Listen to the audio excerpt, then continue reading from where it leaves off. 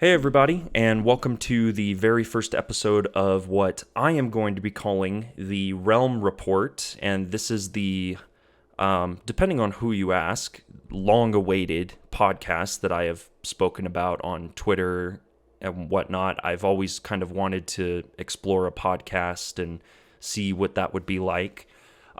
So this is kind of my attempt at it. So if you guys end up enjoying this, make sure you leave a like and let me know if you want to see another episode of the podcast. But that's my intro. I want to also take a moment to introduce a very special guest, a very good friend of mine. We've been best friends since high school. His name is Billy. His tag is KaizenGames. He streams on Twitch. He doesn't stream too regularly, but if you're intrigued by his content or even just like his thoughts and opinions during this episode, go ahead and give him a follow. He's on Twitter as well. I'm going to leave all of that info in the description down below so you can check him out. But do you want to introduce yourself to everybody? Yeah, sure. Man. First of all, I guess I should say that I am very happy to be here. I have been looking forward to talking with you and just kind of getting my opinions out here on the Absolutely. interwebs as it is. Absolutely. And, Happy to have you here, man. It's also, I don't really get to talk to you that much. So Exactly. this We is don't gonna talk be a we don't talk good as time to catch frequently up. as we should. So hopefully this is the beginning of much more frequent communication between us. So yeah, in this podcast, in the Realm Report, we're going to be discussing primarily Bethesda news, but also by proxy some of the Xbox news because Microsoft owns Bethesda now. They just barely announced their yearly showcase. We're going to get to that here in a bit. We're also going to be discussing the reception to Bethesda's most recent release, which is Ghostwire Tokyo, which by the time you're watching this, it's been a little over a month since the game came out. Some other topics we'll be discussing will be some stuff about Redfall and Deathloop as well, so sit back and relax and listen to our lovely dulcet tones. Maybe your dulcet tones. Well, yeah. I'm just gonna monologue. Right. Okay, so the first thing here that I want to talk about is Ghostwire Tokyo. If any of you follow Bethesda or know anything about them, you know that Ghostwire's been one of their games that was announced several years ago. It just barely released in March to some pretty decent reception, I would say. So some of the things we're going to kind of discuss, and I'm going to riff off of these things with my friend Billy here, are some of the reviews for it, some of the critic reviews, just the way that players have kind of generally responded to it, and also some of the statistics for the game, like how many players at launch, which I think is really interesting, especially if you've been following Tango Gameworks and their previous titles, like the Evil Within games. But the first thing I want to mention here in regards to Ghostwire Tokyo, so out of any Tango Gameworks game thus far that has released, Ghostwire has had the highest concurrent player count at launch day. So on launch day, on March 25th, Ghostwire Tokyo had on Steam 13,996 concurrent players at launch. Not amazing, not terrible either, but really good when you compare it to their previous games. So going backwards in time, the Evil Within 2 landed on launch day with 9,918 current players at launch. So there's already about a 4,000 player difference there. And then it gets even greater when you go all the way back to the Evil Within 1, which was 4,499 concurrent players on launch day. So there has been a pretty drastic increase in player retention and also just, I think, interest in Tango's titles, because in 2014 when the Evil Within released, they were a brand new studio, not a whole lot to their name. They're just barely kind of starting their footing. Obviously, with a name like Shinji Mikami behind them, who obviously we all know him as the mastermind behind Resident Evil, They did have a bit of a reputation there, kind of, or some expectations going into it, but as time has So gone on, there's been um, a lot more people playing their games, basically. I want to kind of interject here just because this Yeah. is a really interesting thing for me. So when Evil Within came out, I had it recommended to me. I don't remember if it was you who personally recommended it to me back when it launched, or if it was one of our other friends Yeah, that we hung out with at the time. probably not me. I wasn't big on the But survival horror at the time. um, but for me, it's a very surreal experience to kind of recount this because with the games director being involved with Resident Evil, I actually had never played any kind of Resident Evil game whatsoever. I Hmm. was familiar with the franchise just through the the real cheesy films Hmm. and how that interacts with popular culture. But the first time that I ever got any kind of a gameplay experience that was from that kind of genre setting and theme was The Evil Within. Hmm. And so for me, this that series specifically just has a lot of sentiment because it Yeah. was how I got exposed to all of those different kind of themes.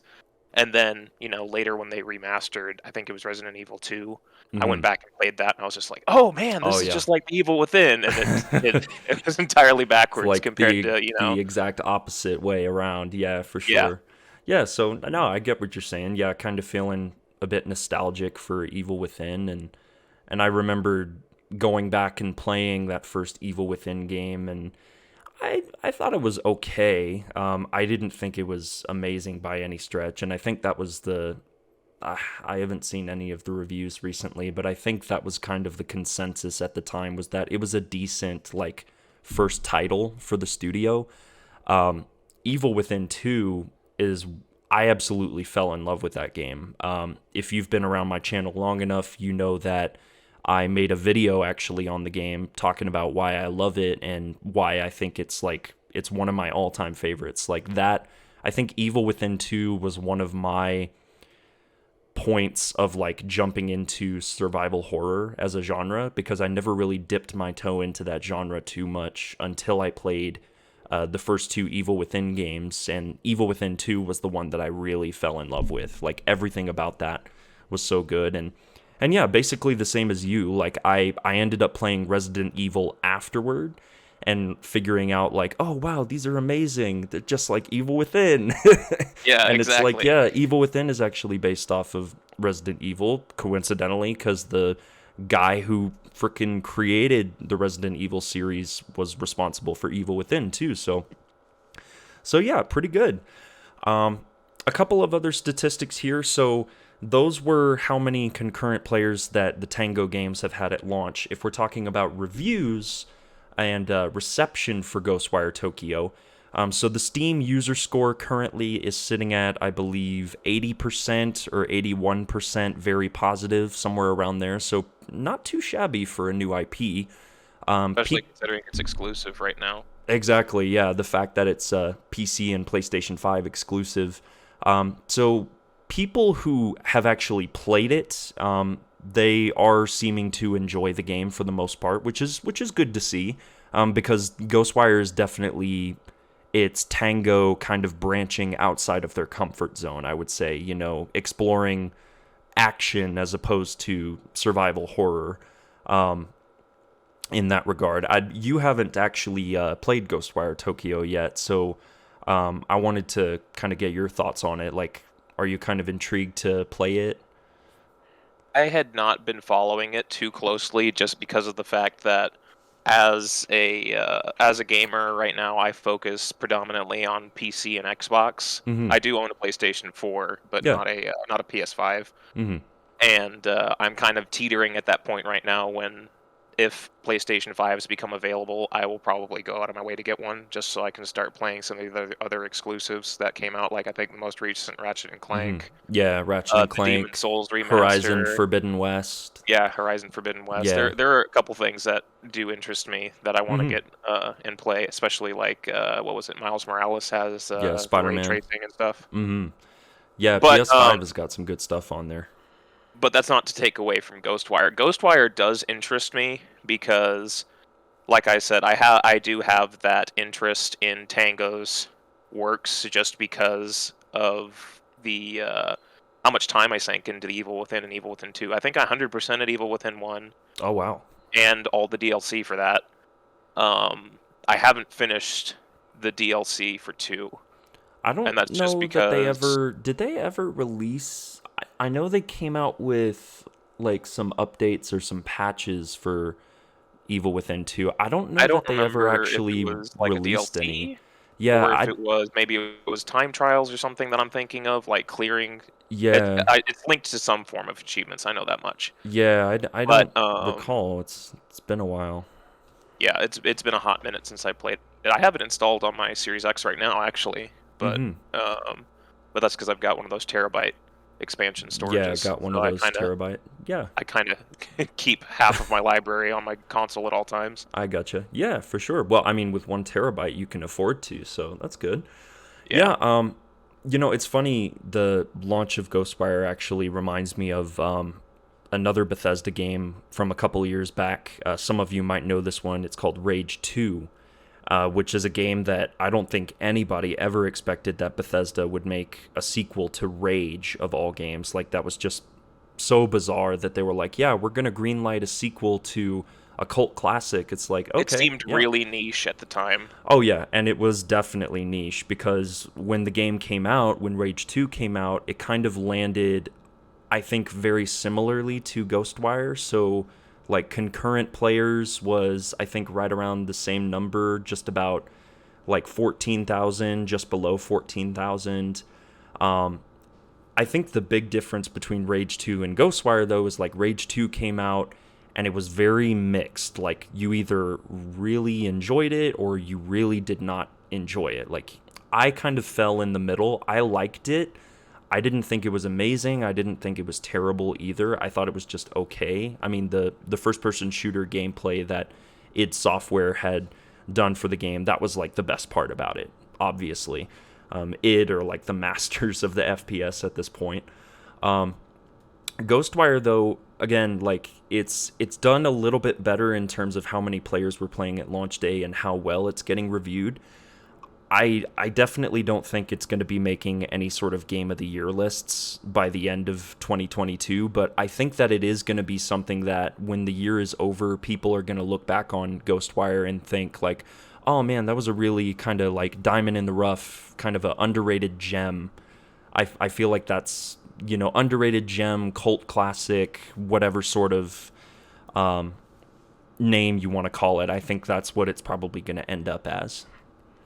There's an interesting point that one of the online commentators that I like listening to made recently, Yahtzee Crenshaw, who Mm-hmm. does all the zero punctuation stuff over on Escapist. Yeah. He made a point recently, which is that we have a lot of expectations with video game releases for things to be, amazing, out of this world. It's always redefining the genre, but we don't really talk about bad games and we don't really talk about average games. Mm-hmm. And Yeah, the it's like thing there's no in is, between. there is no in between. A lot of these games get lost in coverage just because, using this year as an example, Ghostwire coming out, what most people are going to be talking about, since you just mentioned Game of the Year, is probably stuff like Elden Ring. Oh yeah. And, that's a huge game that's been hyped and hyped and hyped and hyped. Mm-hmm. But also, and it did a lot for the genres that are applicable to that gameplay. But Mm-hmm. also, with Ghostwire, it's first person and it's exploring new territory. Mm-hmm. And I think that a lot of games don't get enough credit for trying to explore new territory. So even though it might not speak to everybody, at the end of the day, being able to explore themes, even the things that work well in games, Mm-hmm. they can be learned from and applied moving forward, whether it's from that publisher or other developers who play that game Yeah. or notice things that were good about it and then start folding it into their games. Absolutely. Yeah. And yeah, I like that point that you were saying because I think ever since Elden Ring came out, that is the game that has dominated games journalism, social media. Like I feel like everywhere I go, I see at least 2 or 3 Elden Ring memes. on all social media websites, and also just games journalists have been covering that game extensively since it came out. So yeah, Ghostwire, I definitely agree with what you were saying there. Like, I feel like Ghostwire has been kind of lost in the static a little bit, which is a shame, because it is a decent game in my opinion. I think it's definitely worth a playthrough at least once. But I'll get around to a kind of more in-depth thoughts about that, and I made a video on the game too, so I have kind of some more in-depth thoughts in there. If any of you are interested in checking that out, I'll leave the link to that video in the description as well. But one more statistic I wanted to mention before we get on to the reviews and how the critics have received it. So Ghostwire Tokyo, interestingly, it actually landed in the top 10 bestsellers list on Steam for the first 2 weeks of its release. So at week number 1 of release, it was on spot number 4 on the top 10 bestsellers, which pretty good. Week number 2, it dropped down a little bit further to number 7, but it was still in the top 10. So I'm honestly impressed that it had those kind of legs for like its first 2 weeks. Obviously, I mentioned this at the beginning, but by the time you watch this, it's been a little over a month since the game launched. I'm sure by now it's almost completely dropped off the cliff in terms of like sales and how many people are playing it. But I'm happy for Tango, though, that it seems like the game, at least initially, has done pretty well commercially, like as far as how many people actually purchase the game and are playing it. So I'm really happy for them, because that, again, it just showed that gamble of them branching outside of their comfort zone, which was third-person survival horror. To me, at least, it seems like it paid off. But I don't know. What do you think about that? I think that it's paid off in the long run. They've got a cult following from their previous titles, Mm-hmm. and it's showing out in at least that there's been enough interest that they've got coverage from most of the notable media sites, notable gaming journalism Yeah. sites. Mm-hmm. And so I think that, if anything, just people getting more exposure to their works is going to continue to increase the amount of interest that they're receiving. Absolutely. Well, and I mean, imagine how I would think personally that, obviously right now the game is 1 year exclusivity for PC and PlayStation 5. But by the time we get around to March of 2023, the game's going to drop on Xbox Game Pass. Imagine how much more exposure the game and also just the developers at Tango are going to be getting once this game actually drops on Game Pass. That's going to be an even bigger boost to them, I feel personally. But so that's pretty much everything as far as the statistics for the game go. Now, as far as the critic reviews go, it's a bit of a different story. I feel like this is a game where the players have responded more kindly to it than the critics. The critic average seems to fall between like a 7 or an 8 out of 10 if we want to use that scale. But as far as the aggregate review sites go, Metacritic has Ghostwire Tokyo sitting at a 78 for the PC version and slightly lower for the PS5 version at a 75. And then Open computer just turned off, my monitor, has the game averaging at a score of 76, with 64% of critics recommending the game in general. So again, I know I said it earlier, but the consensus kind of seems to be that the game is not amazing, not terrible either, just kind of decent, and having completed it now by the time you're watching this, and having 100%ed it, gotten all the collectibles, all the achievements, I definitely agree with that. I would say that it is a decent game, but it's definitely not breaking any sort of new ground. And, like you mentioned, sometimes that's fine.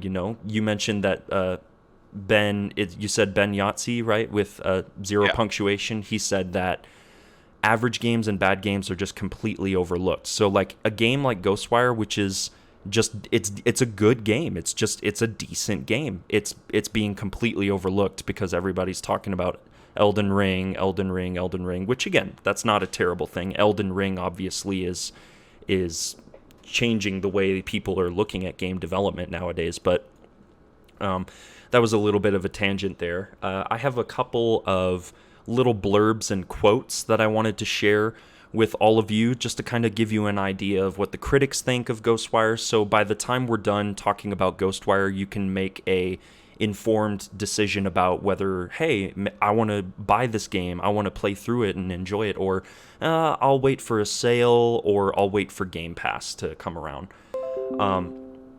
So the first one here, IGN scored the game a 7 out of 10, saying, quote, with superb visual design and an incredibly well-realized rendition of Tokyo, Ghostwire gets a lot right, but just doesn't quite have the gameplay chops to push it over the top, end quote. And yeah, I would definitely agree with that. GameSpot scoring it slightly higher, an 8 out of 10, saying, quote, Ghostwire Tokyo doesn't reinvent the wheel when it comes to open world games, but its unique setting, tremendous attention to detail, and singular combat make it stand out amongst its contemporaries. The story stumbles, and not all of the side missions are particularly engaging, yet these aspects are easy to push to the back of your mind when you're using finger guns to tear through corrupted spirits with dazzling aplomb, end quote. So yeah, they were a little bit more, I think, generous towards the game. Now going towards a bit of a review score on the lower end again, PC Gamer scored the game a 72 out of 100, saying, quote, fun combat and a sophisticated city burdened with the unfulfilled potential of a far scarier experience, end quote. And that's something that I should also mention, like, for those of you who are thinking, like, yeah, I am going to jump into Ghostwire, don't expect the game to be exactly like The Evil Within. It definitely is very spooky and creepy and unsettling, but it's not like straight up survival horror like The Evil Within games were. So definitely kind of go in with that lower expectation of like how much you're going to be scared. From the coverage that I saw, it didn't even look like they really put any emphasis on like jump scares or anything like that. Definitely not. I will say, again, having 100%ed it, there is actually one moment, I don't want to spoil it because it was actually like pretty cool. There is one moment on a side quest in Ghostwire that like had me actually physically flinch and jump out of my seat. So there was actually like one solid jump scare, but beyond that, it's really more the atmosphere that they kind of go for. It's a very unsettling, very creepy atmosphere.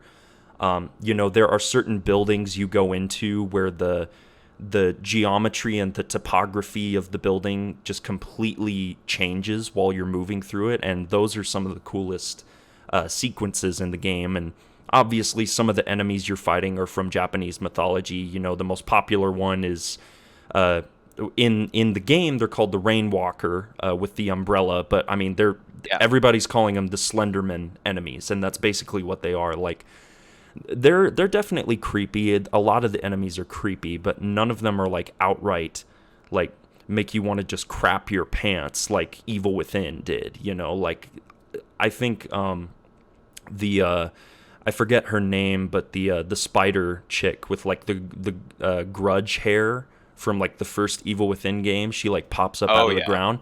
Oh man, she gave me the willies. Yeah. So just a couple other blurbs here. Slightly higher review score from WCCF Tech, 8 out of 10, scoring Ghostwire Tokyo, saying, quote, Ghostwire Tokyo may be the best game yet from developer Tango Gameworks. It's a great action-adventure game featuring an enticing universe, solid combat, and excellent exploration of the wonderfully designed Tokyo, end quote. So they were, like, really happy with the game, saying it's even better than Evil Within and Evil Within 2, which, again, me personally, I hesitate to go that far. I still think Evil Within 2 is the best game that they've made. Just, again, my personal opinion, but anyway. And then the last little blurb here is from PC Games N, who scored the game a 7 out of 10, saying, quote, the main story soon falls into repetition, and its side content is bloated with busy work, but exploring and fighting your way through Tango's eerie, detailed rendition of Shibuya is where Ghostwire Tokyo shines, end quote. And those are all of the critic review quotes that I have. So, like I mentioned, all of you guys who are watching this, you can make your own informed decision at this point about whether Ghostwire is a game that you want to try out. My personal recommendation, like I mentioned earlier, you should play through it at least once. I think if you're going to purchase the game, wait for a sale. I don't think that it's worth a $60 asking price. I think that you're probably looking at more of a $30 or $40 price that is a little bit more acceptable. And then obviously for those of you who have Xbox console, or if you're a Game Pass member with a subscription, straight up just wait until the game comes to Game Pass next March, because that's going to be the perfect time to try this game out. But yeah, after all of that, I know I asked you earlier, but so are you kind of interested in trying out Ghostwire Tokyo at this point, or are you kind of wanting to wait until the game comes to Game Pass? What are you thinking? So, just to give kind of like a little more background on myself. So I am unashamedly someone who is very interested in Japanese culture and like aspects of their society. Yeah. And so the fact that a lot of people have gone into great detail saying that the version of Tokyo present in the game is fairly comparable and Pretty well one to designed. one, I would say. Yeah. Yeah. I really enjoy that aspect of gaming, especially when real world areas are kind of utilized, even if they're condensed into a more manageable size just for video game standards. Right. There's not an uncanny valley thing, because that involves humans, but like there's just like an uncanny nostalgia factor that I've experienced only once before, which is not related to Ghostwire, but it's actually related to Grand Theft Auto, the most recent iteration of Grand Theft Auto. Yeah. A couple years back, I actually had the opportunity to go to Los Angeles for E3 with a buddy of mine. And lucky. when we went to rest in peace E3. Rest in peace E3. We'll get around to that. Yeah, when we went there, we went down to LA Live, and like just driving around Los Angeles, it was the most surreal experience because, just got finished playing GTA 5. Yeah, just got finished playing GTA 5, and Los Santos is a condensed version of that entire area, and so it's just like, oh my god, I know the layout of this place. And like we were just walking around LA Live, and I'm like, I can actually take us from here to here, and I think I can actually get us. And I just kind of wandered around with this really horrible sense of deja vu, but like in like not in like a pervasive way, not necessarily like a bad way. Right. And it's like one of the most surreal, pseudo immersive things I've ever felt. And I so bet. to have that kind of opportunity for Tokyo, which is somewhere that I would like to go, yes, definitely, is something that I am really excited to experience. Yeah, for sure. So you're thinking that you might purchase it, or you think you might want to wait for it to come out on Game Pass, kind of save a little bit of money? I think that I will probably wait for Game Pass. Okay. Just because That's my fair. gaming schedule is filled with a lot of other releases. Oh yeah, you're telling Elden me. Ring is included in that. I'm like 60 hours into Elden Ring, and I feel like I'm not even halfway done with my first playthrough. Right.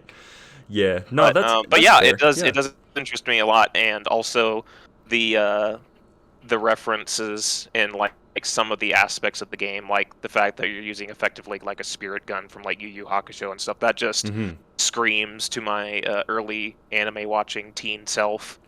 And so absolutely, that's also a really cool selling point for me. So I am probably going to definitely play it. It's just a matter of whether it's when it gets to Game Pass, or if there's a sale for it at some point that brings it down to a price that's reasonable.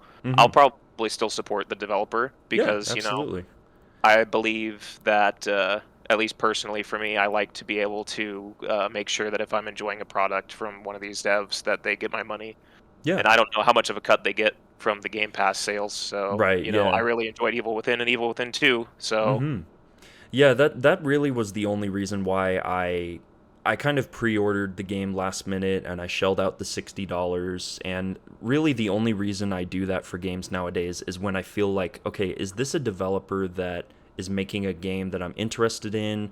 And also, is it just a studio that I feel like really deserves kind of my money, like my hard-earned money? Like, do I feel like they are going to do great things in the future? Have they done great things in the past? So, but yeah, no, I think that's fair to wait for the game to come to Game Pass, but all of you can make your own sort of decisions about that. That's pretty much everything that we have to talk about with Ghostwire Tokyo.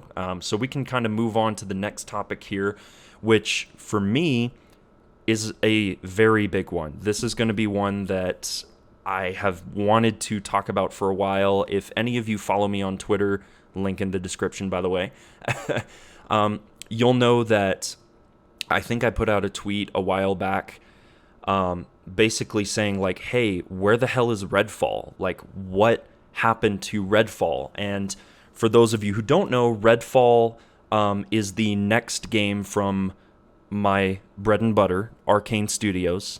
And specifically, it's the next game from the Austin, Texas team of Arcane, who they were the branch of the team that developed Prey back in 2017, which, if you haven't played that Excellent game, yeah, I don't need to tell you anything more about Prey. Just go play it and you'll experience how great that game is as far as immersive sims go. But Redfall, you want to talk about a drastic departure from what they did with Prey? Like, I couldn't think of anything more drastic than this. It's a 4-player open world co-op, online drop-in drop-out co-op first-person shooter featuring vampires. That's very different from Prey, but also based on the CGI trailer that they released last year, it's a very intriguing concept, at least for me, being a self-proclaimed Arcane Studios fanboy. I am not ashamed of that. However, my main point about this topic is that I do feel like a delay for Redfall is on the horizon. And I feel like there's a couple of reasons for this. Obviously, the Xbox Bethesda showcase is coming up here soon. We might hear more about it, but that's a topic that we'll discuss here momentarily. But a couple of reasons why I think that this game is due for a delay is, number one, it was announced almost a full year ago. And since then, we have gotten nothing from Bethesda, from Microsoft, from Arcane, nothing on their official social media channels, no gameplay trailers, no updates on how the progress of development is going. We haven't gotten a peep from them. And it's been almost a full year, which, for any other game might not be an issue. For this one, I don't know. I just feel differently about it. Another thing, too, is when the game was announced last year, it was given a target release window of summer of 2022. Well, guess what? By the time you're watching this podcast, it's going to be May, in the words of Justin Timberlake. And May, I personally consider May to be like the start of summer. I know it's not technically the start of summer, but I consider May to be like the start of the summer. It's how we were conditioned when we were younger. Exactly, with, yeah. cycles, Yeah, stuff with like school that, cycles. At least here in America. Yeah, exactly. So I've been conditioned to think like, okay, May is the beginning of summer. It's like, okay, we're in summer. Where the hell is Redfall? Again, we haven't heard anything from it. So if they were going to be releasing it, if they were going to be releasing it within like the next 30 to 60, 90 days, maybe like sometime within the next basically 2 to 3 month period, wouldn't they have shown us something else or given us an update on it? I just think it's very perplexing.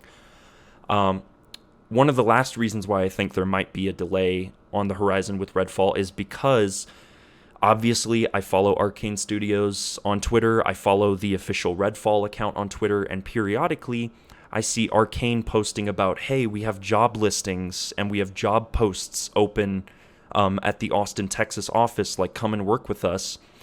And there are a lot of open positions in the Austin office that make me wonder, like, okay, has there been a lot of like turnover, like some high profile employee departures, because a lot of the positions that they're posting for are like senior gameplay engineer, senior gameplay programmer, senior VFX artist. Now, I'm not going to sit here and claim that I'm an expert on the development process, so I don't know how important these roles are going to be to the finished product when Redfall comes out, but it is definitely perplexing to me seeing that and then thinking like, okay, maybe they're just having a ton of people leave. Maybe there could, God forbid, there's like some creative differences on the project. Maybe they just don't know what sort of creative direction they want to take with the game, which I highly doubt,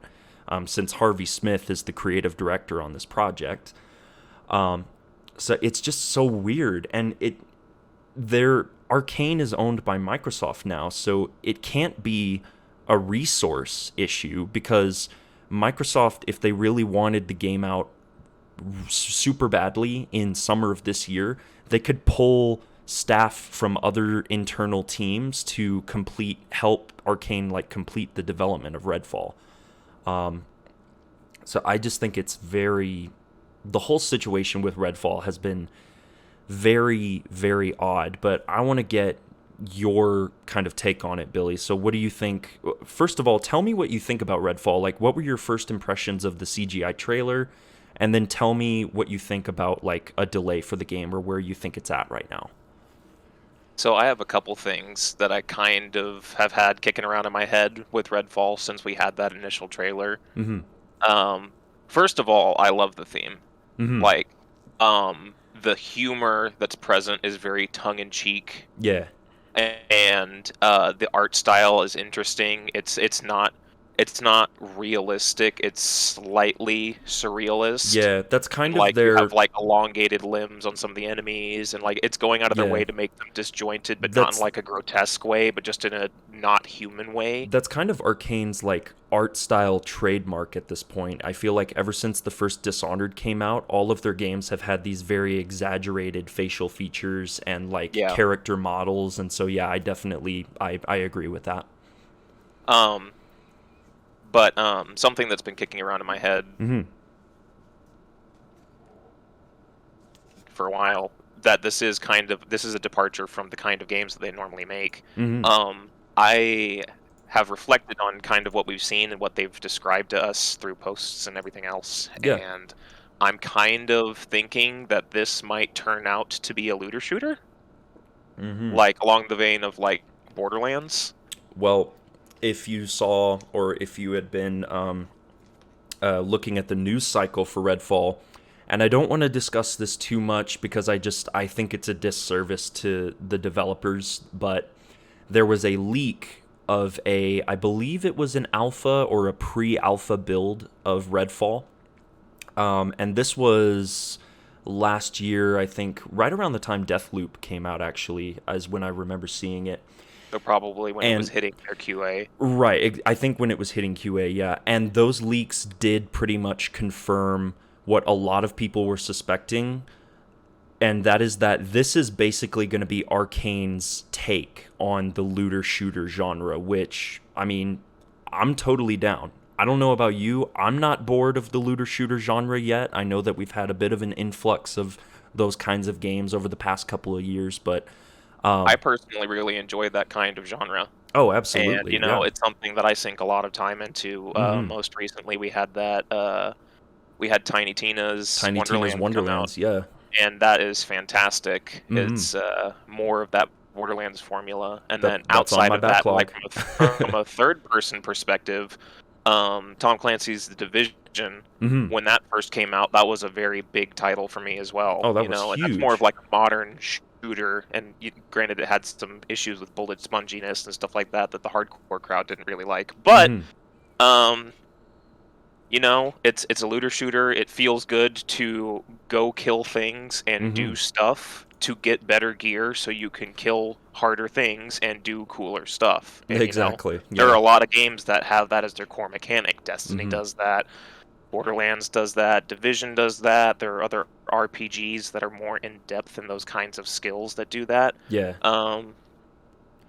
And so, like, even the most recent 4-player co-op game besides Tiny Tina's, which was, in at least that I can think of, it was Back for Blood. Mm-hmm. They added systems that added some kind of progression in that aspect. It is kind of loot-ish. Yeah. That's a bit of a stretch, Mm-hmm.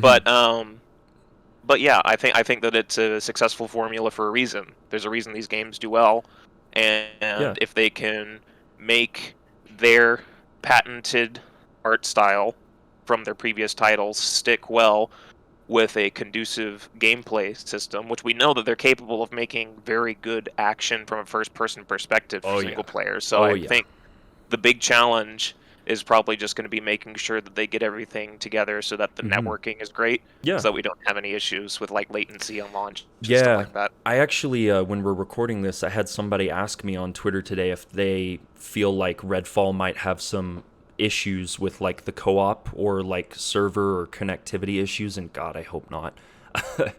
I'm sure that what we were discussing, like they haven't really shown us anything. It's Yeah. probably going to be one of two things, and that's the next point I'm trying to make is Mm-hmm.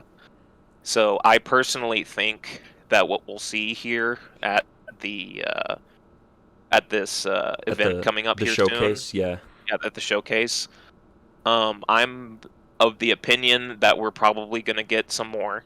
We're going to get some other kind of trailer. Maybe we'll actually get to see something that's in engine. Mm-hmm.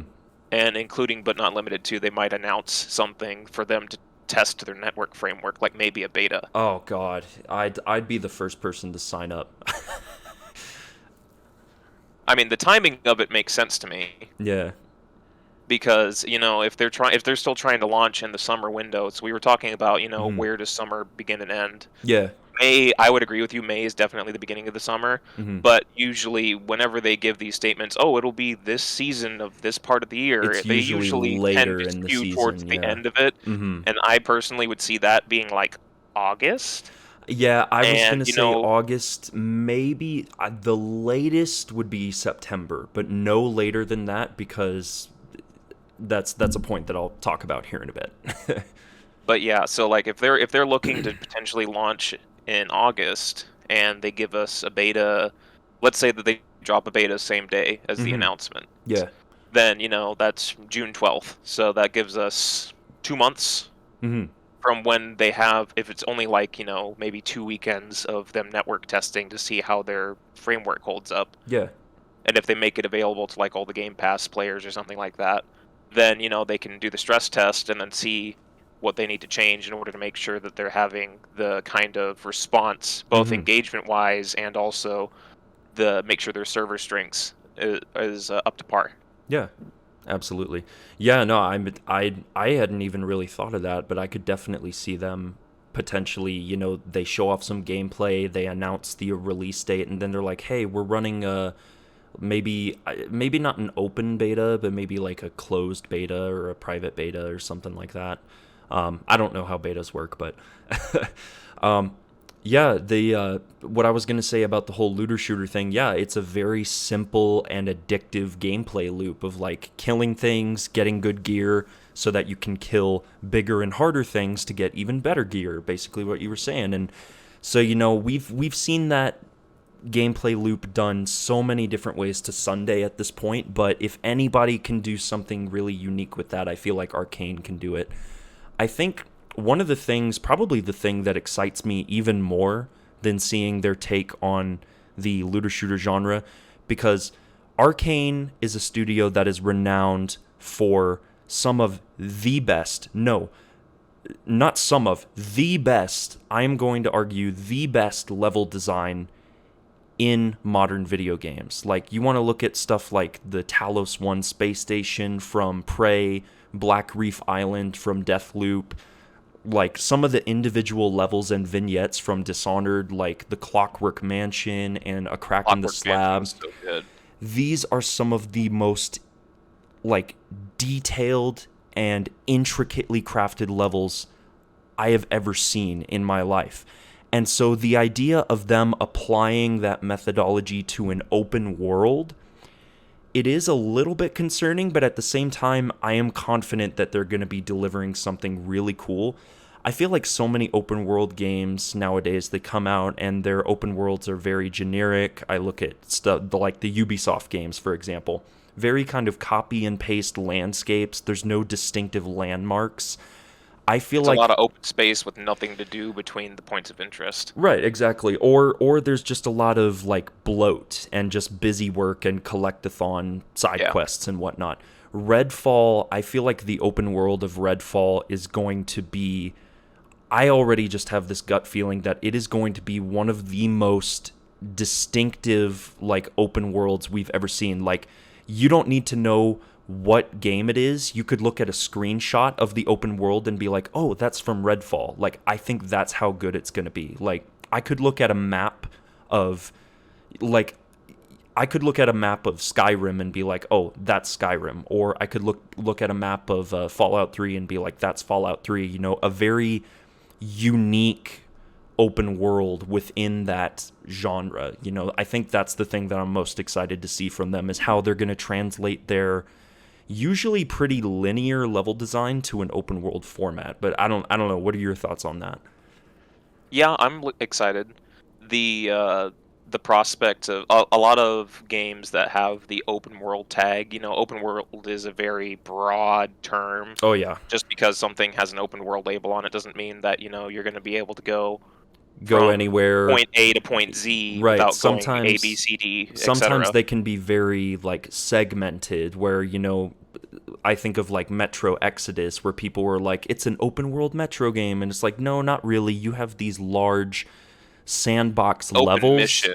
Right. You have these large sandbox levels and missions that you can openly explore, but they're not all interconnected. They're divided between Eventually, you get loading focused screens. to a point. Exactly. Yeah. So, yeah, the open world, you're right. It's definitely a very broad term to use. But anyway, sorry, didn't mean to cut you off there. No, you're good. You pretty much made my point for me. Metro would have been the example that I would have given Yeah. because Great game, by Metro the way. gives you, yeah, an excellent game. Hmm. I just recently went back and finished that DLC as well. Wait, which Um, DLC? the DLC for Exodus. Which one? The Two Kernels or Sam's Two story? kernels, yes. Oh, yeah. Those are both so great.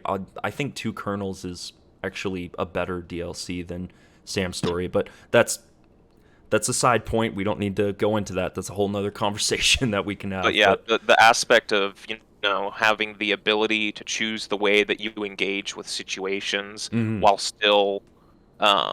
still being focused into narrative or gameplay segments that are very enjoyable, Mhm. I think is the way to go with open world.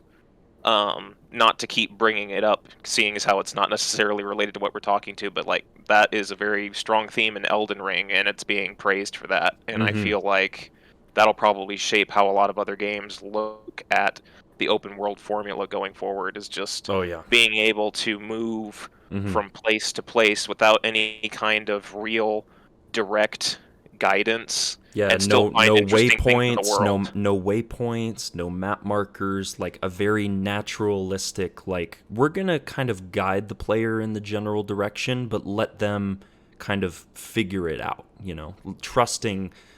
I like the fact that Elden Ring is popularizing that idea of like you need to be able to trust the player a lot more. Yeah. So, yeah.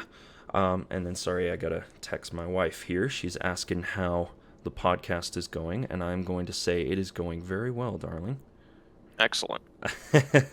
Not word for word, but okay. And then, yeah, one more thing I want to mention in regards to Redfall before I make my last point about it is the abilities. Like you have, so I read somewhere that there might be like 6 different characters at launch. But we've as of this point, we've only seen 4 revealed, and each of them have different like abilities and whatnot. And so like one of them, for example, Layla, she summons like a spectral elevator, and then Remy has like this little drone robot, which I forget the little robot's name. and then there's the sniper guy who's got his That's the raven. character that I'm most interested in playing, is the one with the Yeah, robot.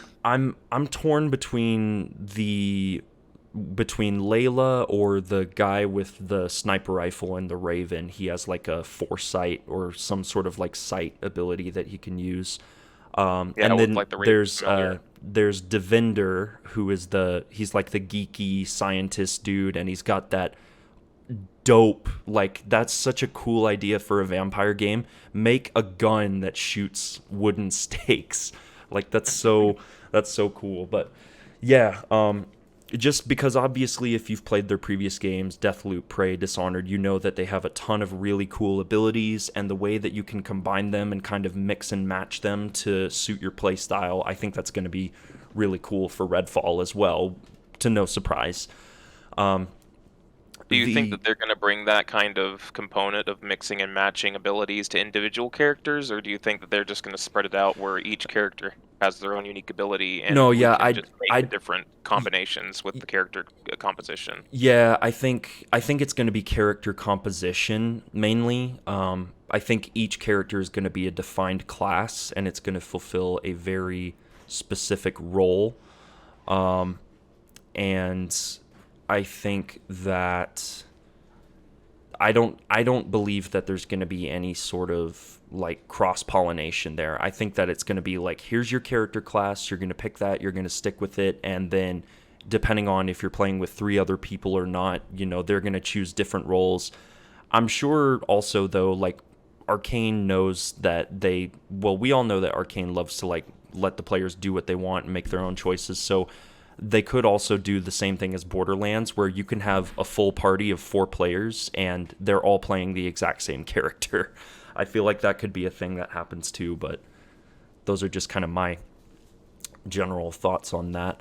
I think the last thing that I want to mention about Redfall, and again, this is something that I saw just barely today. I saw some people on social media suggesting that, and this would be a huge shock, like a surprise to be sure, but a good one, would be that Microsoft are just going to shadow drop the game on Game Pass right after their showcase, like either right after or maybe in the month of June. I saw somewhere that there was a rumor the game might release in June.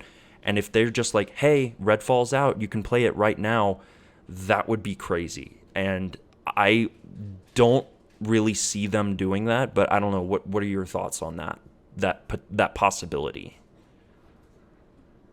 I think the potential is there if they see enough interest in the title, Mm-hmm. but I think it's unlikely just from my perspective because I don't feel like they've fed enough information to us to build enough hype for that to have a significant impact. Yeah.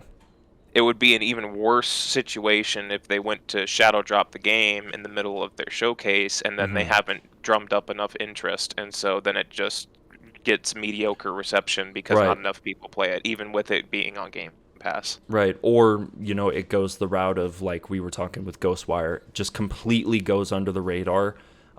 Because we all know that there's a much bigger fish that they're going to be trying to catch at that showcase, as far as Bethesda games go, which again, we're going to get to that here in a bit. But yeah, that's everything that I wanted to say about Redfall. I feel like if the game's going to get delayed, it's going to be either spring of 2023 or they're going to delay it by a full year and they're just going to push it back to summer of 2023. I feel like those are the two likeliest scenarios at this point, just based off of the lack of what we know about the game so far. So that's pretty much everything there. The next topic that I wanted to discuss is Deathloop getting some potential DLC content. There hasn't been any official confirmation that Arcane is even working on any DLC for Deathloop, but I feel like just based off of the studio's track record, like they've released DLC or expansion content for like every major release. I feel like Deathloop's going to be no different. They have to be doing something. Also, when you think about how well the game was received critically, like 10 out of 10s across the board, and the game sold pretty well apparently on PS5 and PC. And we don't have any like actual solid sales numbers on the game. I would love to see those, just as a side note, for Deathloop, the sales numbers. But yeah, I just feel like a DLC is inevitable for the game. Like, I think the thing that I'm most curious about, though, is like what sort of shape is that DLC going to come in? Is it going to be like new PvP modes or new activities? Is it going to be some new story content? Like, how exactly is that going to layer on top of the vanilla game? Because don't want to spoil anything, but the way that the vanilla campaign for Deathloop just ends, it doesn't leave a lot of room for interpretation or reinterpretation, if you catch my drift. But what are your thoughts on that? You haven't actually played Deathloop yet, right? I have seen some gameplay of the PvP, uh, and once again, just like with Ghostwire, it is something that I am looking forward for the exclusivity to time out on, so Mm-hmm. that I can play it on my Xbox. Yeah, that's going to be September of this year is when the game's going to be dropping on Game Pass, I'm Yeah. assuming. So, I think that they still have room to do DLC, mm-hmm. and I don't know how it would affect PvP, but I definitely think, once again, without going into any spoilers, just because of the fact that there are ramifications of how the game wraps up, Mm-hmm. um, they could easily do a prequel. Most of Yeah. these games, like, they will either focus on characters that are not being directly affected by the events of what occurs in the vanilla campaign, Mm-hmm. or they'll be like, hey, you want to see the lives of these characters before they got to the point where you originally saw them? Let's show you that. And I Mm-hmm. feel like both of those are viable options. Yeah, for sure. Yeah, I get that. And yeah, I think a prequel would be it would be interesting. I based on what I know about the lore, I don't know how that would work gameplay wise or what kind of story they would want to tell. Um, but I would certainly be interested in that. Um, they might even do something like what they did with Dishonored 2, where Death of the Outsider, it was originally going to be just like you purchase Dishonored 2, and if you own Dishonored 2, you can buy Death of the Outsider as like a DLC expansion for the game. But they made the decision internally that, like, hey, we have enough content here in Death of the Outsider that we could make this a standalone product. And so they charged a smaller fee, like it was only like $30, I think, for Death of the Outsider, as opposed to like a Yeah. full 60. But I agree with that decision that they made internally, because Death of the Outsider definitely was a pretty meaty package for only just like $30. So I could see them doing something similar to that with Deathloop. But honestly, it's really just speculation at this point. One thing that I did read and I also heard through the grapevine is that because the game is still has that exclusivity period going through September, that they're actually going to wait until the game drops on Game Pass, and they're going to be like, hey, the game's out on Game Pass. Also, we have a brand new DLC out for the game. And that idea is actually really interesting to me, and it does make a lot of sense that they might potentially do that, because They can double dip once they get the exclusivity rescinded. right, exactly. And plus, that'd be something that could draw in people who are interested. Like, oh, hey, this game just dropped on Game Pass. It looks cool. Oh, and if I like it, there's a brand new DLC that just came out that I can play. Probably that they might even include the DLC with the game on Game Pass. Who knows? Yeah. So that could be something. And that time frame of like them releasing the DLC almost exactly 1 year after the vanilla game came out, that kind of matches up actually with what they did with Dishonored 2 and Death of the Outsider. So like Dishonored 2 came out in November of 2016, and Death of the Outsider came out, I think, right around the same time in 2017. I don't forget exactly when, but there was roughly about a year between the vanilla game and its DLC slash expansion. So I could see them doing something similar there. But those are pretty much my thoughts on it. Did you have anything else that you wanted to share about DLC for Deathloop, or just your thoughts on Deathloop in general? It is really intriguing to me. Like the, as I said before, like the themes that are present in a lot of these games are things that I wouldn't normally consider. Mm-hmm. But now that Arcane and Bethesda are under the Microsoft banner, I'm getting exposed to a lot of these single player games Mm-hmm. that, or in Deathloop's case, technically not single player, multiplayer in Mm-hmm. aspects. Yeah. These games that I would not have really given a chance because of Game Pass, and I think it's a good thing for the industry. You know, Mm-hmm. the being able to bundle all these new experiences at a lower price point makes it so much more accessible for someone like me, where I have to kind of proportion my time just because I work a full-time job and I'm working a lot of overtime too. Mm-hmm. So whenever I'm able to sit down and enjoy something, it's hard for me to proportion, Yeah. time and money. And if I'm not having to proportion as much money, I can try to find the time in other places. Yeah. Yeah. No, I totally get that, for sure. For sure.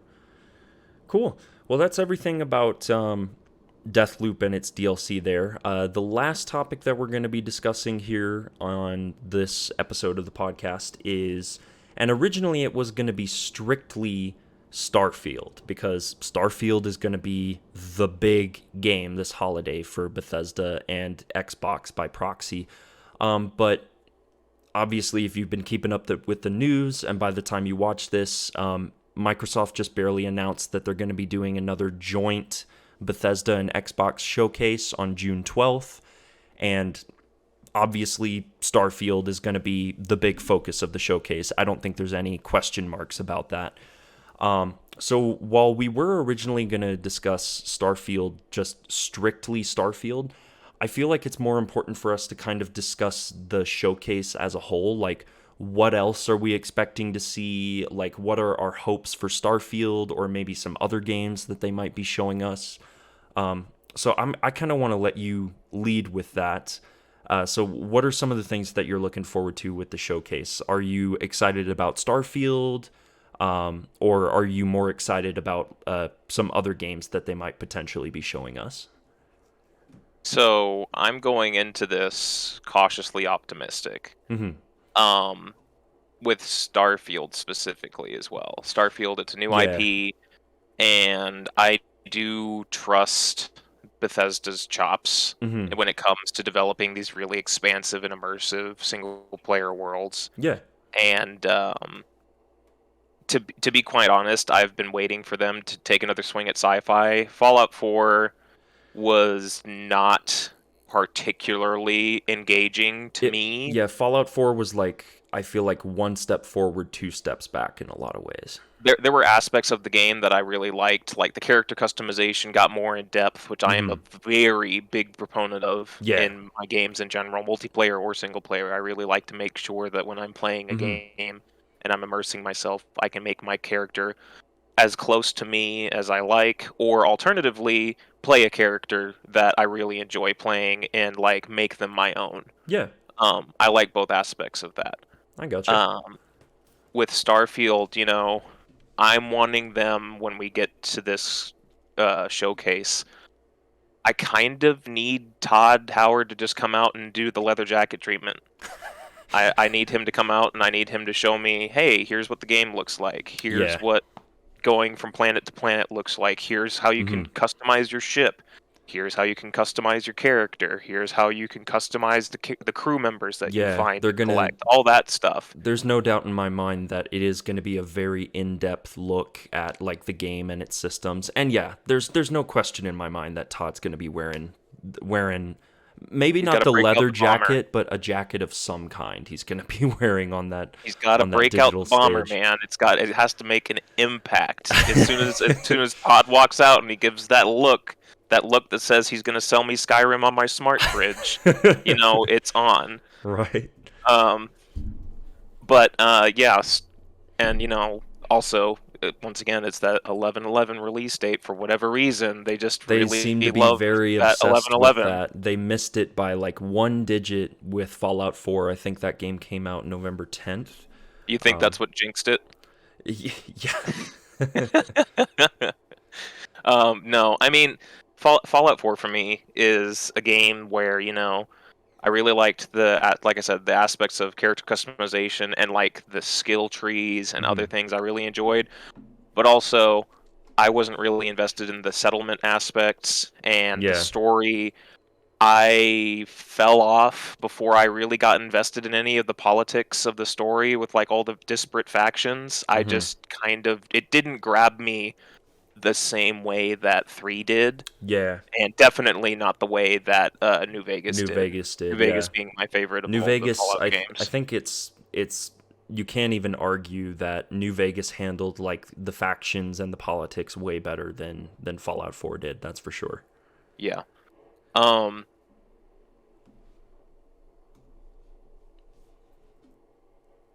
as much information as they can, Oh, give me sorry, you really cut out nice there. in-game engine rendered shots. Um, just give me the breadth of information for me to digest with my eyes, my ears. Mhm. Yeah. Um, Yeah, I think they're gonna do something similar to like what they did with Fallout 4. Like they're gonna reveal it, they're gonna give us that in-depth look, and I am excited. I'm just not as excited as I feel like I could have been. I think it's impossible to ignore the blunder that was Fallout 76. I feel like that yeah, left, for me, it didn't leave a like stain on Bethesda as a whole, because I feel like the games that Bethesda publish are still like some of the best in the industry. I think what it really did was tarnish my love and appreciation for Bethesda Game Studios.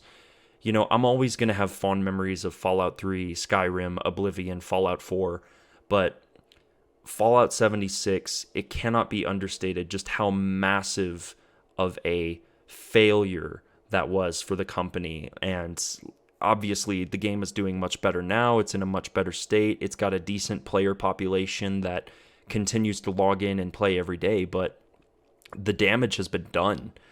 And Starfield, I feel like another part of the reason why Starfield has so many expectations on its shoulders is because it's like the game kind of has to repair some of the damage that was done with Fallout 76, in my yeah, opinion. But I don't know. What do you think about that? I would agree with that assessment. Um, you know, for Fallout 76, I was really excited to play it, So was but I. I Yeah, I had was I really had an stoked. inkling that they weren't going to be able to make it shine the way that I need Fallout to when I play it. Like I Yeah. was all the stuff leading up to it was like, man, this reminds me a lot of 3. This Hmm. reminds me a lot of Vegas. This is looking like it's going to be a good idea. But then, in the back of my mind, going all the way back to like, when the PC modding community got their hands on Skyrim and started trying to port it into a cooperative experience, Hmm. and just seeing all of the massive hiccups that they had to go through trying to make that into a reality, I just had this bug in the back of my head, like, you know, maybe these games really aren't designed for you to do it in a cooperative manner. Yeah, well, I mean, And it's the when we got limitations of into that engine that they've been using for the better half of a decade. The creation engine, I think, is what it's called. Yeah, but like even then, there's also like certain design choices in 76 Yeah, that were really make me very scratch my head. baffling. Yeah, Like, very baffling choices. you if you go and do quests, it only progresses the quest of whoever is the host for your game. Like the Hmm. party, it's their world, but like Yeah, also not really because there's shared world aspects. It's very strange and it's not very clear. yeah. And I think that lack of clarity really damaged the ability to find a lot of enjoyment in that. Because, like, I Hmm. played it with several friends, and, Yeah. we would lose track of whose quests we were actually completing because we would Hmm. keep traversing from main story instances into the shared world, Right. and we would lose track of who we were progressing. So we'd go to play again and be like, "Didn't we already do this?" Or we'd be like, "Oh, I don't remember doing this," because we played without someone else, and they get left behind. Yeah. Yeah, no, I agree with that too. I think that's one of the many flaws with that game, and Lord, does it have plenty of those. Um, But enough about Starfield there and Fallout 76 to a lighter degree. What are some other games that you're maybe looking forward to seeing at the show? Like it doesn't even have to be Bethesda specifically, but since we're talking about Bethesda, are there any other studios that are in the Bethesda umbrella that you want to see some new announcements or some new games from them? Um, Starfield and Redfall are the only two that are really on my radar. Okay. Well, I can Other than that, I don't really have anything that I am particularly hyped about, and that's mainly just because recently, in regards to the video game news cycle, I'm a little bit behind. yeah, which is understandable. I mean, obviously, and you mentioned this, you're a very busy man, so sometimes it's hard. And there's so many different news stories that are coming out every single day. I totally get it. Sometimes I struggle to keep up with like what's going on. But for me personally, there's actually a couple of things that I want to see from Bethesda. So, Machine Games, I think, was it last year? Or was it? Yeah, I think it was last year. They announced that they're doing a Indiana Jones game. And Machine Games, for those of you who don't know, they did the absolutely amazing Wolfenstein reboot for Bethesda. Which, if you haven't played those games, those are great single player narrative driven first person shooters. They're amazing. And so the idea of them like now having their hands on the Indiana Jones license, and they're going to do something really interesting with that. Plus, Todd Howard is actually a executive producer on that Indiana Jones project, so he's kind of dipping his toes into that pond a little bit, so to speak. So he's going to have a little bit of feedback and creative control over that project.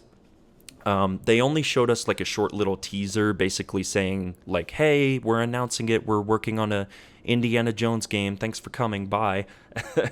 But we haven't seen any gameplay. We don't know anything about the game beyond that. So I would like to see maybe, I don't know how far along the game is in development, but maybe just like a CGI cinematic trailer, like tell us what Something the to build story. hype. Right, just something essentially. Yeah. I'm also fingers crossed. I'm really 50-50 on this one. I think there's a 50% chance that it is there. I think there's 50% chance it might not be there, but announce that, hey, Wolfenstein 3 is coming. Like, just tell us that you're working. I honestly don't care what it is. Just let us know that you're working on Wolfenstein 3, because man, I am very excited for Wolfenstein 3. I don't know about you, but Wolfenstein is one of my favorite games that's under the Bethesda umbrella. mhm. Like when Xbox One launched, I remember you and I sitting down and playing through that first reboot, Yeah, the and New Order. man, that was that was something else. I really enjoyed that. I think we're both thinking the exact same thing right now. Yeah, Where we're both we had that thinking the moment. same inside joke. With Yes. unfortunately, with the launch version of Wolfenstein, we were going through, what was it, the first level, I think and we ran into a bug and the game yeah, we ran into a crashed bug and it and just crashed hard. uh, Right in the middle of one of the German soldiers just shouting at us, and he was just screeching at a high pitch. yeah, started shooting Oh at us man, and the game started making that weird staticky noise. It's yeah. fond gaming memory right there. So Yeah. anything else about like Wolfenstein, or would you be excited to see a Wolfenstein 3? Yeah, definitely. I well, I'm in a very interesting place with Wolfenstein. So I've played one, and or what was it? It was New Order and New Colossus, right? Yeah. Are the two reboots. Yeah, those are I did not yeah. play Youngblood. Hmm. Yeah, that's kind of the consensus of what I had I mean, heard. it's worth playing through at least once, because it, for me, like I really didn't care too much for BJ's twin daughters as characters, but what I was really invested in was seeing like, okay, this is a couple of decades after the new Colossus. Like, where are the characters from the first two games? Where did they end up at? Like, what is Yeah. BJ doing? What are some of the new story developments? And how is it going to tie into Wolfenstein 3? That was the thing that I was most interested in. And definitely the way that it ends. Again, no spoilers because it's probably going to play into Wolfenstein 3 in some capacity. But the way that it ends, it definitely sets up something very interesting for the third game. Well, the reason why I had never played it was because I didn't feel that I could justify spending the money on it with the mixed reviews. But Mm-hmm. it's on Game Pass It's on now Game with Pass, yep, and everything else in that library. it's So online co-op too. That was a big selling point for the game. So maybe you and me should play through that. I'd be totally down to do a refresher before Wolfenstein 3 comes out. So yeah, maybe if we get some kind of announcement here in yeah, June, that'll be the trigger that'll point be for the you and I to catalyst. go through on Youngblood. Yeah, exactly. That'll be the catalyst for that. And then yeah, what are you excited about Indiana Jones, or is that something that you're just kind of like, we'll wait and see? It's definitely a wait and see for me. Okay. I never really played any of the previous iterations of the Jones titles on like the original Xbox, or I think there was one on 360 for Crystal Kingdom of the Crystal Skull. I'm not sure. Yeah, I don't Um, recall. I just have Indiana Jones has passing. a long history of licensed games. Yeah, I have like passing interest in it. Yeah, Um, I get I'm that. not really. Indiana Jones is something that I have seen and I Hmm. enjoy the series, but I don't know necessarily that it's something that speaks to me specifically. I'm more of a science fiction guy than Yeah, I am a modern fantasy or fantasy guy. yeah, I Um, get that. Speaking of fantasy, though, to kind Hmm. of interject things that I'm looking forward to, Yeah. I know it's not a Bethesda property, but Hmm. I am really hoping that we get to see something from Fable. Yeah, Fable. I was gonna mention that. Playground Games, who they're the studio who made the Forza Horizon games for Xbox, which you want to talk about a complete heel turn from like online racing to uh, RPG, like story driven RPG. That's like quite a heel turn. I'm very interested to see what they are doing, or number one, if we're even going to see Fable, because all we've gotten is a CGI trailer, and we know that it's basically a kind of, sort of, not really reboot of the Yeah. series and the story. Based on that trailer that they showed us, we know that it's still going to have that really quirky British tongue-in-cheek humor that we all love about those first three games. Yeah. Yeah, that's definitely one that I I am to that what you are to Indiana Jones. Like, I'm very kind of more curious than anything. I don't I honestly I think I'm 50-50 on that one as well, just like I am with Wolfenstein. I think there's Yeah. a good chance we might see something. I think there's also a good chance we might not see something from Fable, but yeah, that's very curious to see that though. Speaking of fantasy and going along with that interjection, Avowed from Obsidian, which is kind of like it's kind of like their Skyrim is what people are calling it. It's like an open world first person action RPG, and it's set within the Pillars of Eternity universe, which is another Obsidian property. Again, that's another one that we only have a CGI trailer for.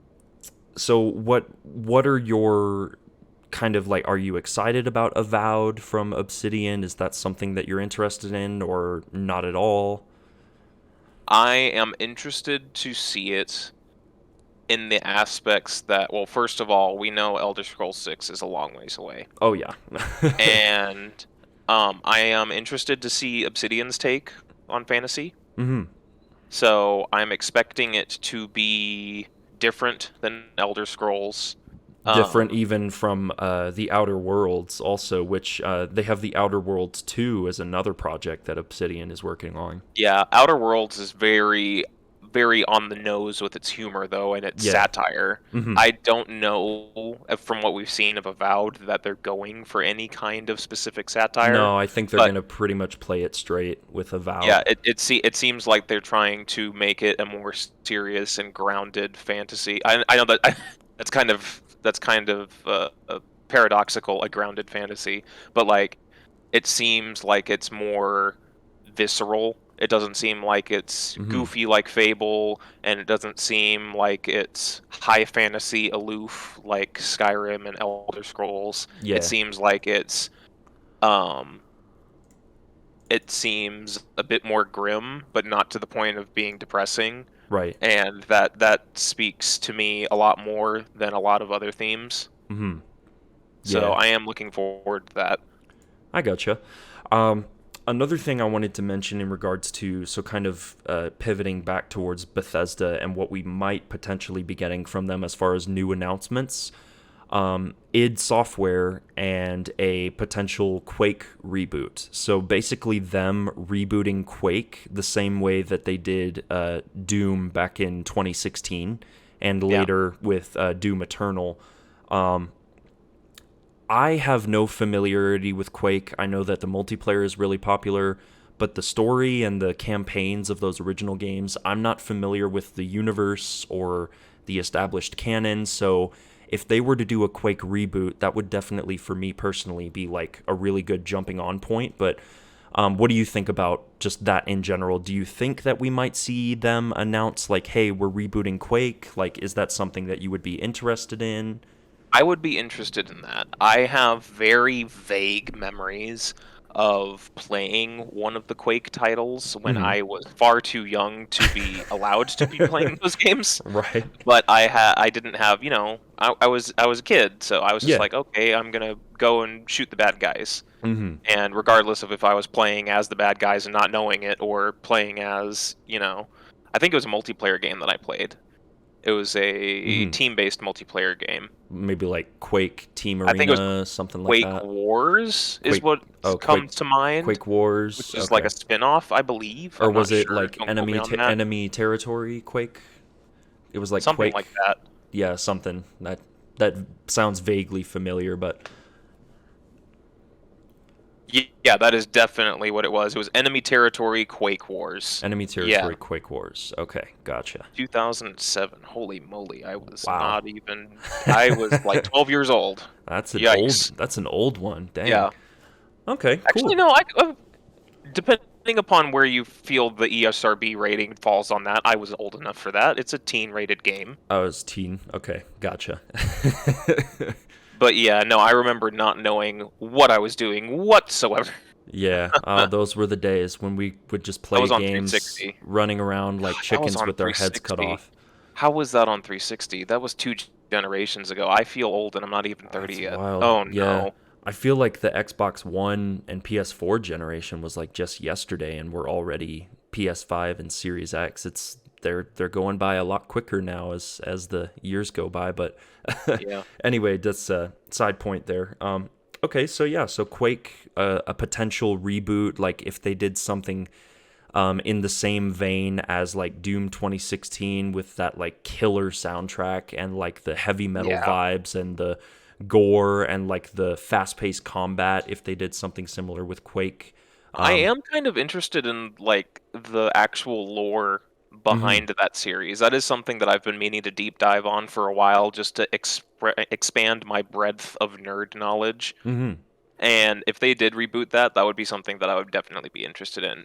I Yeah. am a very large sucker when it comes to science fiction first person things, and if it's any kind of science fiction that goes out of its way to tread themes that are similar but not the same to other things that I like, I'll usually give it a try. And especially because most of these games that are within the Bethesda umbrella are coming to Game Pass, I have Mhm. even more incentive to try them. Yeah, yeah, for sure, absolutely. Um, yeah, so Quake, a potential Quake reboot from id Software. That's something I think that we can both agree that we would definitely like to see. I think the last one that I want to mention with Bethesda, and this is like super long shot, but I'm just gonna shoot my shot. Um, Maybe The Evil Within 3 or whatever other, because Tango Gameworks, circling back to them, where we started, they did say that they're working on a couple of different things. So I really hope one of those is like a third Evil Within game. I doubt it. So I'd that's show up like for it. that's a super super long shot, but I would also love to see. I would love to see that. I really enjoy the more psychological aspects of the horror that is present in Evil Within, and if they want to give me more of that, I will absolutely consume that. Yeah, the psychological aspect kind of explains away all of the absurdity of like the enemies that you're fighting and the environments that you go through. But yeah, I would love to It see gives them. you a way to make believable the unbelievable, Yeah, and exactly. it's a very uh perturbing concept, but one that in application has turned out to be really useful for how they've Yeah, designed certain aspects of the yeah, games. yeah, absolutely. I definitely agree with that. Um, yeah, that I think is the last thing from Bethesda that I wanted to mention. Now, shooting over to Xbox for a second, there have been murmurings, and this is something that, if it is confirmed, you and I will be freaking out, pre-ordering day one, playing day one. No, I'm just kidding. Not pre-ordering. Well, you might pre-order it, but we will definitely be playing this if this is confirmed to be true. There's been a rumor floating around that they are going to be doing the same thing for Master Chief Collection and Halo, that they're basically, okay, I'm rambling. There's going to be a potential Gears of War remastered collection of all of the Gears of War games. The same thing that they did with Halo and the Master Chief Collection. And they're going to be. So we already had that remake of Gears 1, but they're also going to be Ultimate Edition, remaking. yeah. They're going to be remaking Gears 2 and Gears 3. The same. They're going to do the Ultimate Edition treatment for the original Gears trilogy. Do you And think that means that they port them over to Unreal 5? I think there's a very good chance of that happening. And this is a rumor that has been floating around for some time now. So I have to imagine that even if it's not 100% true, like certain details about it might change, I think that we're going to get a Gears of War collection. So what do you think about the possibility of them announcing that at their showcase? If they structure it in the same way that Master Chief Collection is, where it is basically one title that you're able to freely Yeah, launch you play them all into the from a different single segments from a launcher. single Yeah, from a single launcher and instance, I would be very happy with that. Um, with I updated don't know how they would gameplay manage and to do that updated for. graphics. I don't know how they'd manage to combine all the systems for like Horde and Mhm. Escape because they are balanced very differently across each of those titles. But Mhm. even if they just want to slap a new skin of paint on it and charge $60 for 5 games, that's still Yeah. relatively good value. Well, it'd be 6 games if we include Judgment. Yeah, I think that it would be Gears 2, Gears 3, Gears 4, and Gears Judgment. 4 I think is the one that doesn't need a whole lot of touching up. I really think it's the original trilogy that would benefit the most. They're gonna improve gameplay. Like I picture a Halo Combat Evolved and Halo 2 Anniversary kind of look and feel to it. Maybe That's call it that's something like Gears of War: The Delta Collection or something like that. something like that. Coalition, Microsoft, if you're watching this, highly doubt it, but if you are, hey, there's an idea for you. Yeah. Yeah, that is one. I think that if they announced it, you and I would freak out equal amounts, and we would be like, dude, we have to play through this together. Because backstory to me and my friend Billy here, we are huge Gears of War fans. We've played through every game in the franchise, and yeah, those games are. We have some very fond memories of those games. So if they were to do a remastered collection, that would be incredible.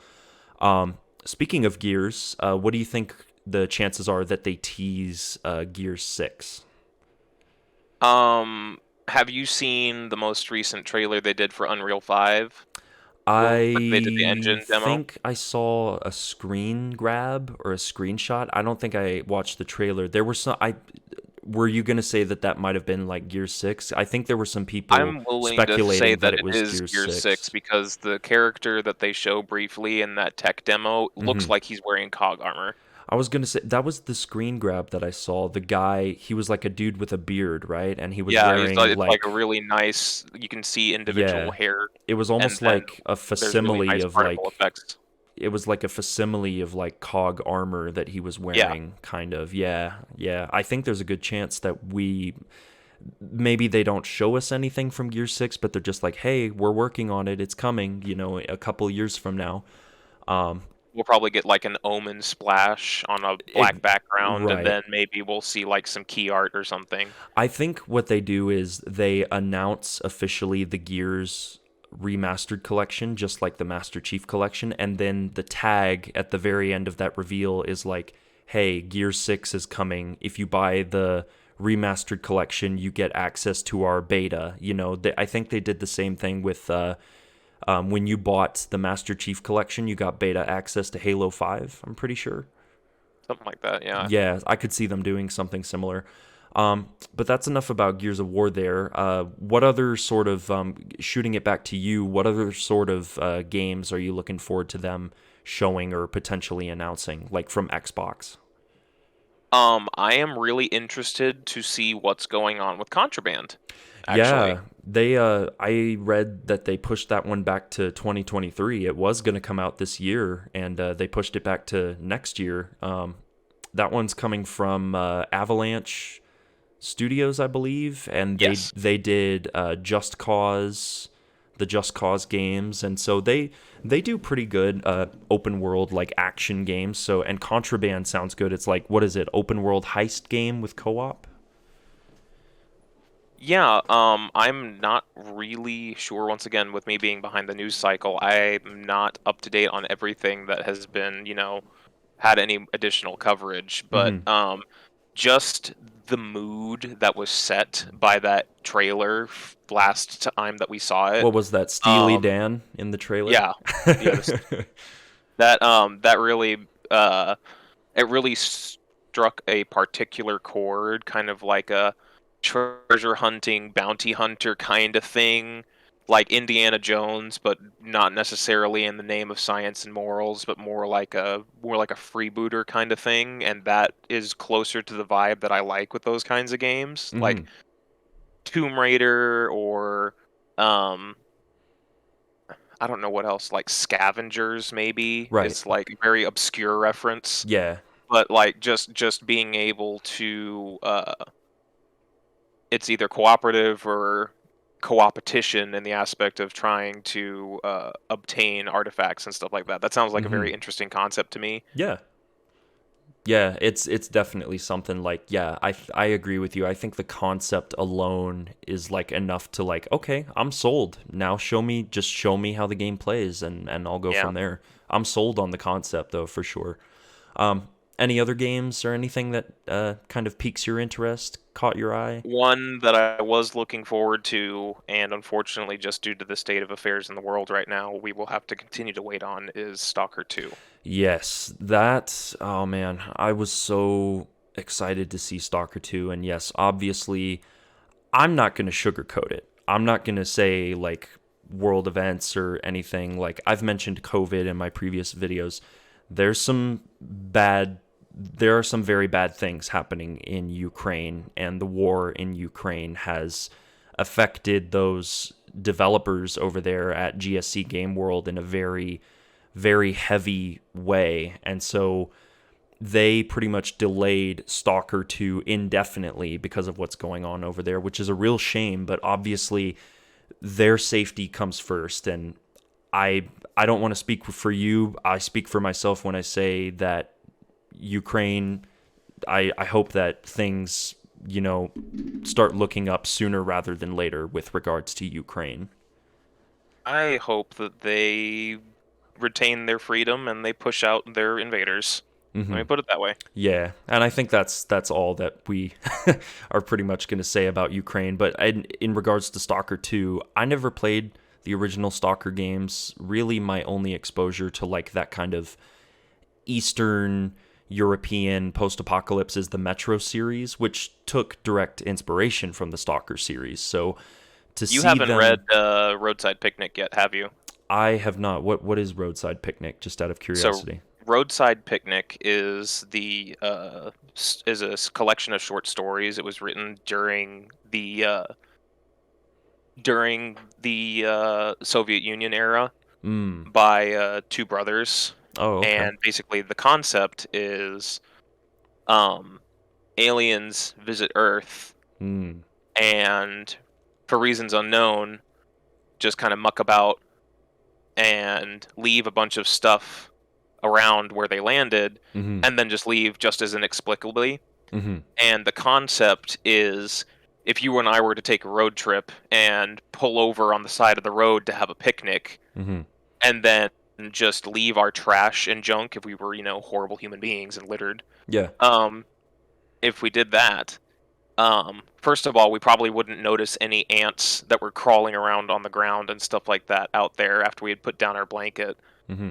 And then, what would things that we just kind of arbitrarily left there be to an ant? Like, Mm-hmm. oh, there's like a crushed soda can and it's got a little bit of soda. This is like the best thing ever. It can feed an ant indefinitely. Mm-hmm. Also, maybe you used wet wipes to clean your hands and you threw that down, and if ants get close to it, they'll just die from the chemicals, but they don't Right. understand that. Yeah. So basically, it's taking that principle and then applying it on the next scale up, which is we are the ants to the And to the aliens. aliens. Okay. Wow. That And actually so the sounds really whole the interesting. whole the whole aspect is that you have these zones that basically these world governments Mm-hmm. have cordoned off because there's these hazardous materials Right. in these zones, these exclusion Yeah. zones. The Chernobyl exclusion Yeah, zone. so Mm-hmm. and so the one from Stalker is in Pripyat, Yeah. which is within Chernobyl, Ukraine, and near Mm-hmm. Belarus and all that. Yeah. And there are like multiple of them across the world in different parts of the world, but like Mm-hmm. that's where Stalker gets all of its stuff from, is influenced specifically in the one that's in Eastern Europe. Yeah. I gotcha. Yeah. That kind of like. I'm gonna have to read that now. That sounds really interesting. Yeah. It's a really The cool book. the whole Eastern European take on the post-apocalypse with Metro and now with Stalker 2 is like really fascinating.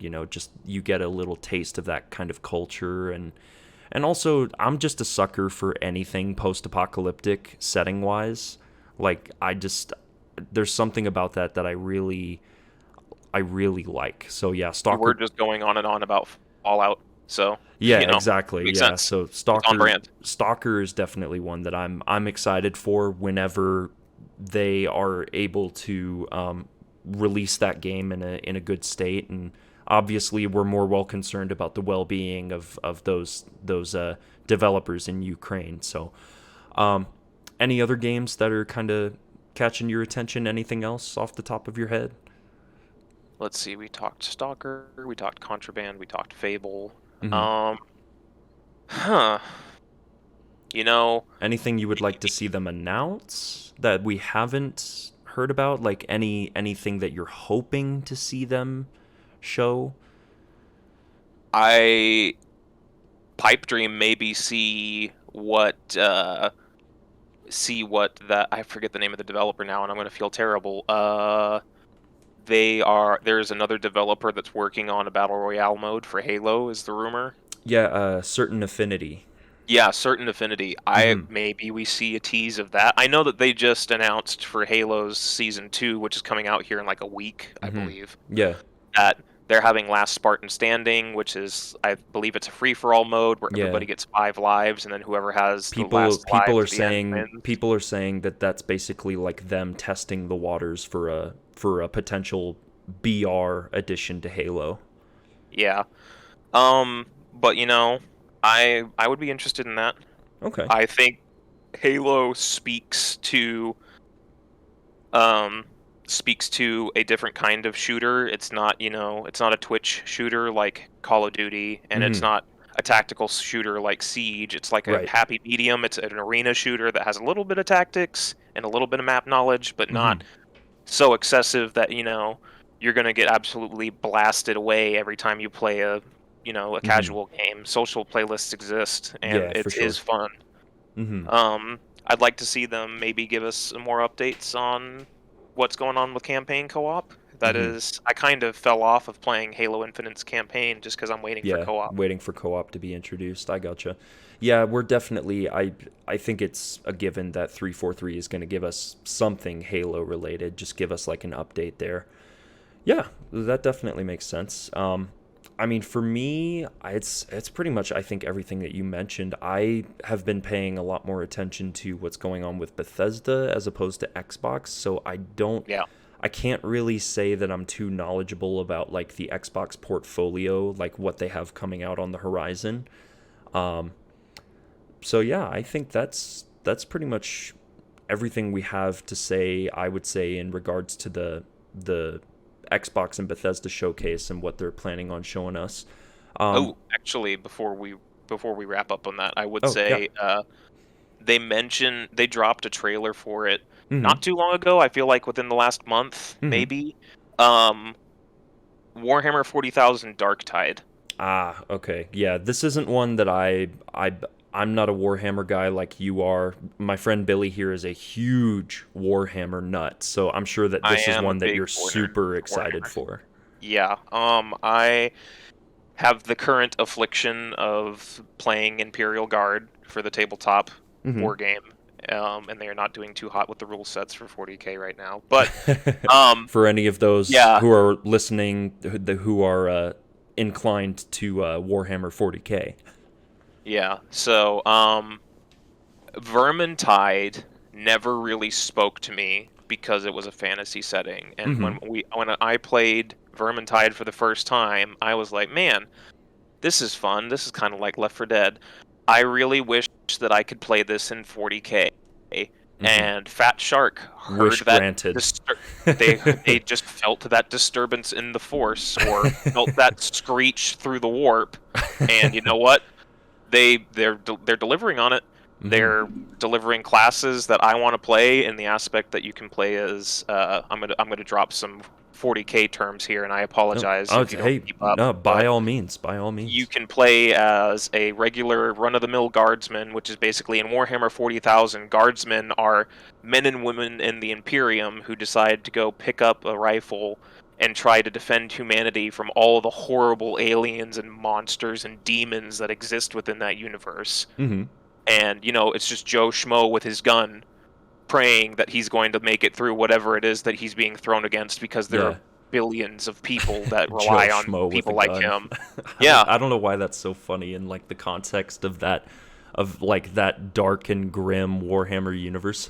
Joe Schmo It, with a it, gun. it's Yeah, the 40K is a horrible universe. Yeah, Like no so one I've in the heard. right mind wants to live in the 40K universe. No one that has any kind of actual grasp of what that universe entails Right. wants to live in that universe. Yeah. But it is very compelling to see stories from that perspective because Mm-hmm. they're not super soldiers like the Space Marines. Mm-hmm. They're not horrible monsters that can shrug off, being blown apart like some of the weird, gross chaos things. Mm-hmm. And um, I think that it's a more interesting take on that universe to have it from a mortal perspective. Yeah. I gotcha. Well, that's cool. Well, I'm glad you're excited for that. Again, I know nothing about Warhammer. I don't know anything about that, but I mean that one is like it's the 40K version of Vermintide, and so it is going to be co-op, right? So maybe Yeah, I four-player co-op, multiple classes. You can play as yeah. Ogrins, So Inquisitor. maybe whenever they release that, I check that out with you with co-op. I'm definitely down to try that. Even I though I have believe no prior experience or knowledge with Warhammer, so. I believe from the first time they showed it, it's going to be on Game Pass. So I, Oh, I am nice. looking forward to playing it, and it's supposed to Cool. be this year, I believe. I don't quote me on that. Yeah, I'll have to do some research on that and kind of look into that on my own there. But okay, cool. Any other last minute additions to the list that you're excited about?